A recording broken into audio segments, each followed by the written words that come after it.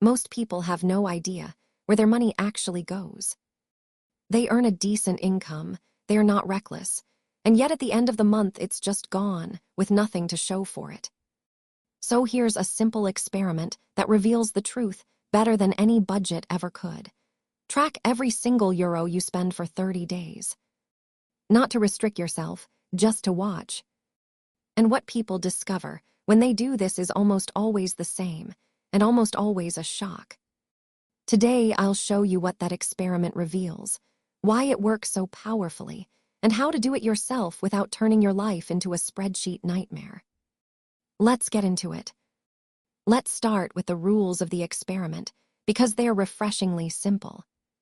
For 30 days, you write down every purchase, everyone. The morning coffee, the bus fare, the online order, the rent, the impulse snack, all of it. You don't change your behavior, you don't judge, you don't try to spend less. Your only job is to record. Think of yourself as a scientist observing your own habits in the wild, not a judge handing out punishments. That distinction matters, because the moment tracking feels like punishment, you quit. So what do people actually find? The first big discovery is almost universal. It's not the big purchases that drain you, it's the small, invisible, repeated ones. Everyone remembers the rent and the big bills. Those are obvious. What people never see coming is the total from tiny daily habits. The coffee, the snack, the little convenience purchase. Individually they feel like nothing, 3 or 4 euros, not worth thinking about. But multiply by 30 days, by every month, and suddenly that harmless little habit is hundreds of euros a year quietly leaving your life. The damage is never in the amounts. It's in the frequency. The second discovery is the forgotten subscriptions. When people list every euro, they almost always find recurring charges they'd completely forgotten about. The streaming service they don't watch, the app that auto-renewed, the membership they meant to cancel months ago. These are the worst kind of spending, because you get nothing for it, and you don't even notice it leaving. For a lot of people, the tracking experiment pays for itself on day one, just from canceling 2 or 3 zombie subscriptions they didn't know were still alive. The third discovery is emotional spending. When you see your purchases laid out with dates, patterns jump out. The takeaway that always appears after a stressful day. The online shopping that happens late at night. The spending that spikes when you're bored or upset. Money and emotion are deeply tangled, and most of us spend to soothe feelings without ever noticing the link. Seeing it written down, in your own hand, is often the first time that pattern becomes undeniable, and you can't change a pattern you can't see. But here's the most fascinating part, and it's almost magical. The simple act of tracking makes you spend less, without even trying. Researchers see this again and again. When you know you'll have to write a purchase down, a tiny moment of awareness appears right before you buy. And in that moment, a surprising number of pointless purchases just quietly don't happen. You're not restricting yourself.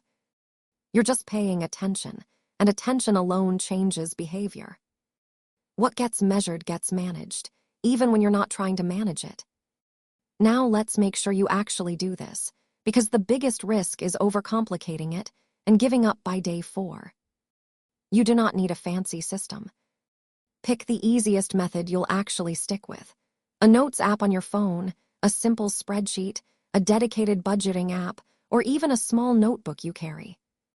The best tracking method is the one you'll still be using on day 30, not the most sophisticated one. Log each purchase the moment it happens, or set one fixed time each evening to enter the day's spending from your receipts and banking app. 2 minutes a day.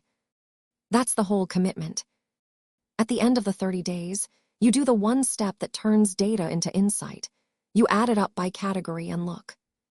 Group your spending, food, transport, subscriptions, fun, and so on, and just observe where it actually went versus where you thought it went. The gap between those two is where your money has been hiding. And now, for the first time, you can make real decisions because they're based on your actual life instead of a guess. You might keep the daily coffee because you genuinely love it. That's fine. But now it's a choice, not a leak. Here's the deeper lesson behind the whole experiment. Building wealth is not mainly about dramatic sacrifice or extreme frugality. It's about awareness. The reason most people can't save isn't that they don't earn enough. It's that money slips through invisible cracks they've never looked at. You cannot fix what you refuse to see. 30 days of simply watching your money turns those invisible cracks into obvious ones, and obvious problems are easy to solve. Awareness first, action second. It almost always works in that order. So let's bring it together. For 30 days, record every euro you spend with zero judgment. Just observe. You'll almost certainly discover 3 things. Small repeated purchases add up to a fortune. Forgotten subscriptions are quietly draining you, and your spending is tangled up with your emotions. And you'll notice a strange bonus. Watching your money makes you spend less all on its own.